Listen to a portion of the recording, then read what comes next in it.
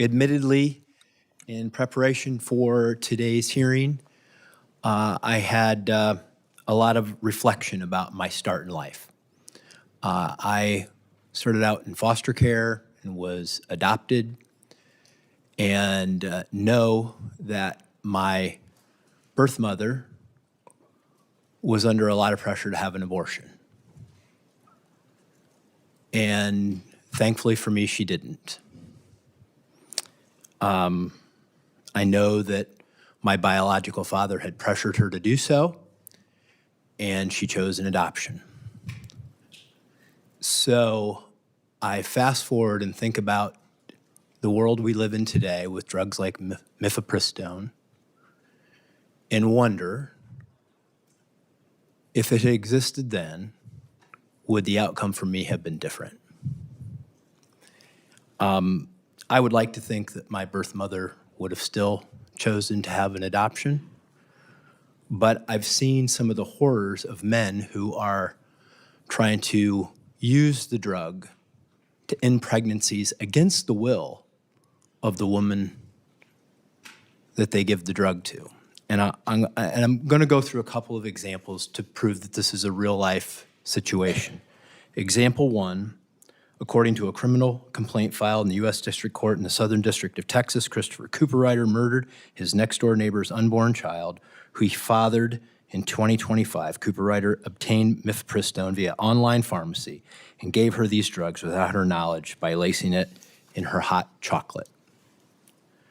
Example two from my own state of Ohio. According to the Ohio State Medical Board, Hassan James Abbas obtained Mifepristone and Mifepristone via an out-of-state telemedicine provider by providing the telemedicine platform in the name of his estranged wife. Mr. Abbas allegedly obtained the prescription of Mifepristone with the intent to secretly terminate the pregnancy of a woman with whom he had engaged in a sexual relationship.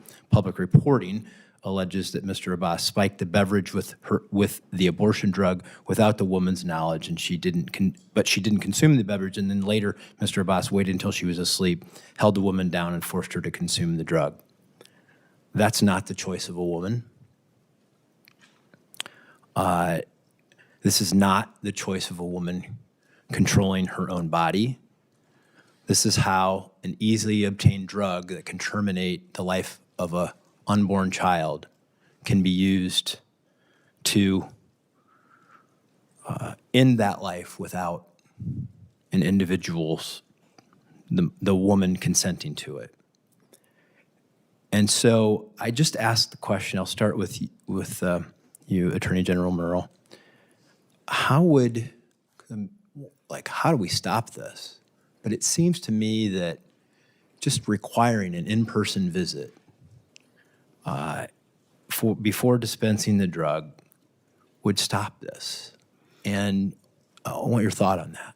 Thank you, Senator, and thank you for telling your story. I mean, it's stories like yours that have caused the overwhelming bipartisan decision of our state legislature to protect life, both for the born and unborn children. And that is an overwhelming policy decision of our legislature that is supported by the overwhelming majority of people in our state. So appreciate you sharing your story. We absolutely believe that putting the in-person dispensing requirement back in place would substantially protect women. And we do have additional evidence, similar stories like you, or a state senator's sister testified in our legislature about her estranged husband poisoning her food to get rid of a pregnancy that he did not want. And fortunately, her baby was born. She suffers some complications from that assault on her. But, you know, this is why Louisiana put those drugs on the state-controlled substances list, so that we can track who's prescribing them and make sure that they are being, there's some accountability for the use of these medications. The in-person requirement provides that accountability and still does not interfere with those states who wish to adopt a different policy provision. So I want to be able to get to the other, just quickly. How do we stop this from happening?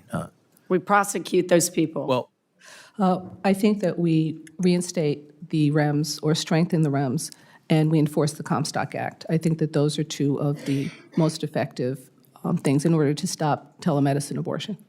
Dr. Verma, quickly. And thank you for sharing your story. I do just want to assure you that I talk to all my patients about adoption and continuing pregnancy and abortion. I think we stop this by making sure that people can get the care they need in their communities and are able to get support when they need it.